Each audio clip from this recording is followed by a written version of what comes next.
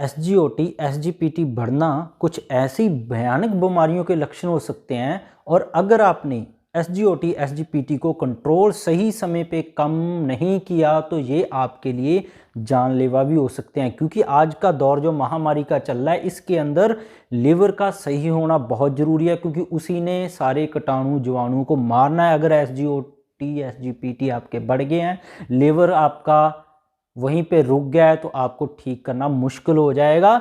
तो क्योंकि ये एसजीओटी एसजीपीटी इसलिए ज़्यादा बढ़कर लोग बीमार हो जाते हैं क्योंकि उनको यही नहीं पता एसजीओटी एसजीपीटी है क्या। वो सोचते हैं कि लिवर बीमार हो गया है अकेला, पर लिवर बीमार के बिना भी इसके और भी बहुत सारे कारण हैं। ज़्यादातर लिवर के अंदर कोई भी चोट लगती है, किसी भी तरह का कोई लिवर के ऊपर डैमेज होता है, नुकसान होता है, इंजरी होती है, तब एसजीओटी एसजीपीटी बढ़ने लग जाते हैं। पर कुछ और भी जगह हैं वहाँ पे अगर किसी भी चीज़ ने अटैक कर दिया तो आपके एसजीओटी एसजीपीटी बढ़ सकते हैं।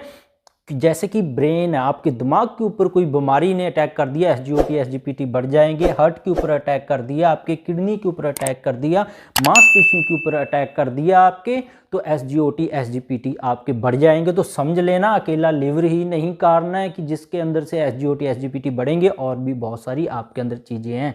एसजीओटी एसजीपीटी असलियत में है क्या?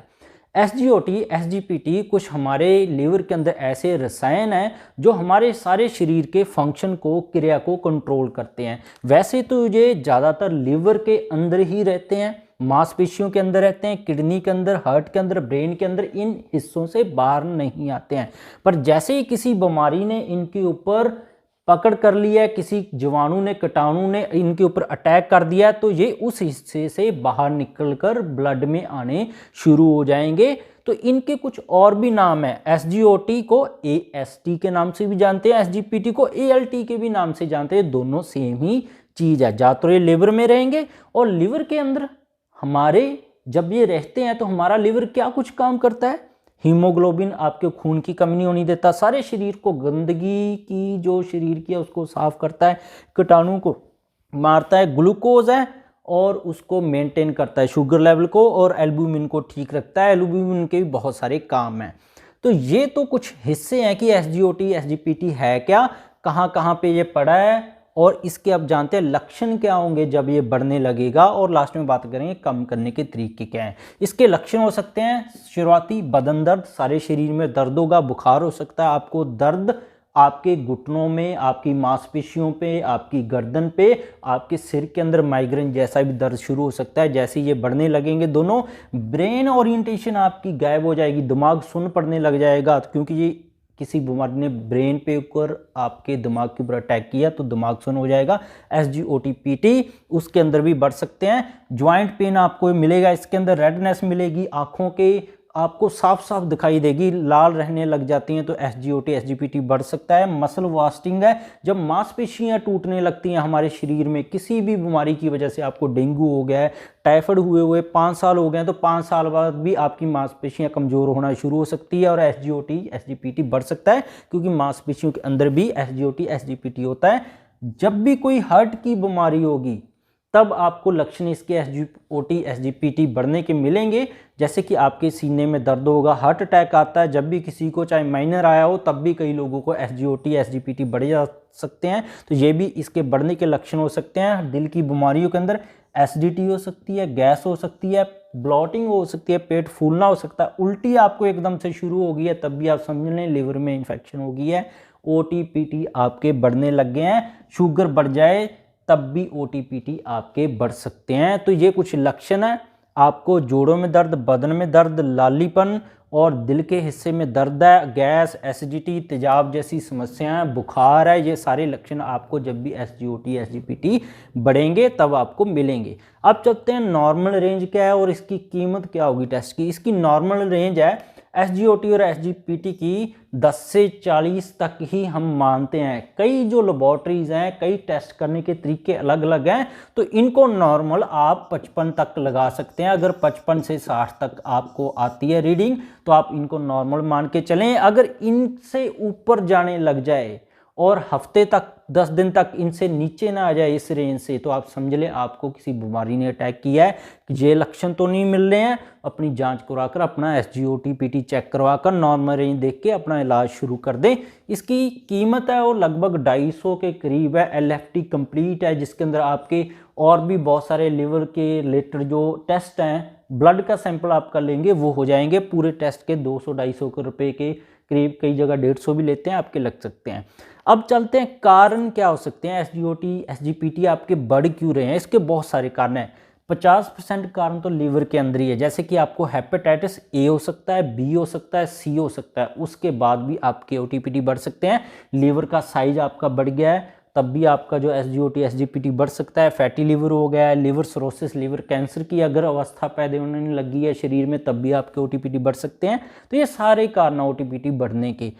और दूसरे कौन से हैं जो 50% दूसरे कारण हैं, वो है वायरल और बैक्टीरियल डिजीज। आपको कोई दमे वाले कीटाणु ने आपकी छाती में घुस गया है, कोई कीटाणु आपकी आंतों में घुस गया है, कोई कीटाणु आपके जो इंटेस्टाइन आंत में घुस गया, उसकी वजह से भी इन्फेक्शन होकर OTPT बढ़ सकती है।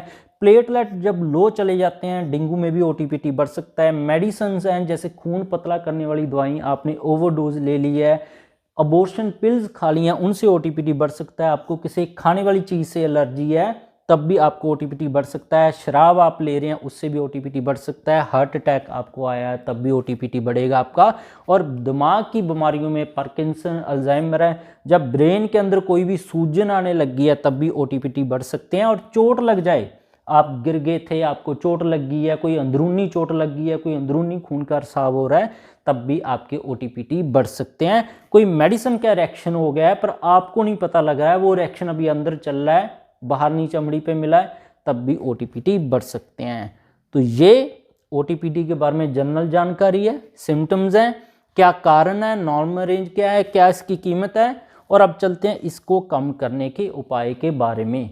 इसको कम करने के लिए सबसे बढ़िया जो घरेलू दवा है, उपाय है, वो है गुड़ुची, जिसको हम टिनोस्पोरिया कॉर्डिफोलिया बोल देते हैं। हिंदी भाषा में इसको जानते हैं गलोए के नाम से।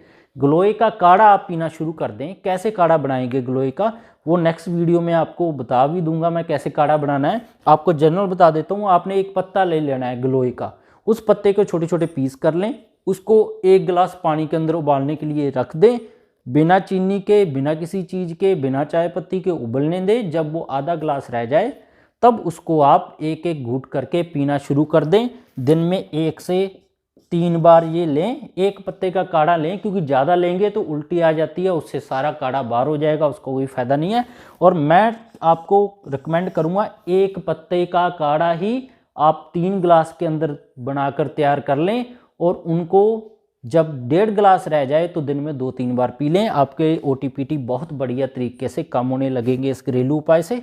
और दूसरी दवा है कालमेघ है, ये आपको मार्केट से मिल जाएगा। कालमेघ भी आपका जो सिरप है उसका 1-1 चम्मच दिन में 3 से 4 बार लेंगे, आपका सारा OTPT कुछ ही दिनों में बिल्कुल ठीक हो जाएगा।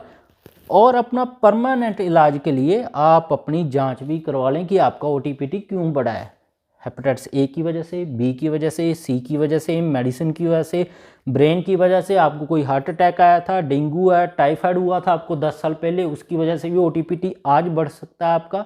तो किसी भी दवा से ठीक नहीं होगा जब तक आप टाइफाइड का होम्योपैथी या आयुर्वेदा से इलाज नहीं करवाएंगे, फिर OTPT ठीक होगा। शुगर बढ़ रही है तो सारी जाँच आप करवा लेनी है। होप आपको वीडियो अच्छी लगी होगी और इसके उपाय भी आप करेंगे। घर जाके गुड़ुची जो ग्लोया सभी जगह अवेलेबल है। इसके बिना भी मेरे चैनल पर बहुत सारे हेल्थ टॉपिक्स पर वीडियोज़ है। गठिया, allergy, asthma, brain tumour, cancer, कैसे हार्ट के किसी के वाल्व ख़राब हो गए हैं उनका बिना ऑपरेशन के कैसे इलाज कर सकते हैं, किसी के हार्ट की एफिशिएंसी कम है जिसका कहीं भी कोई इलाज नहीं है होम्योपैथी और आयुर्वेदा से, उसको भी इलाज करा सकते हैं हम। और शुगर और डायबिटीज़ का भी परमानेंट इलाज हम कर सकते हैं। सारी वीडियोज़ है मेरे चैनल पर, जरूर देखिएगा। सब्सक्राइब नहीं किया तो सब्सक्राइब कर लें। मिलते हैं कल फिर नई वीडियो के साथ। बहुत बहुत शुक्रिया।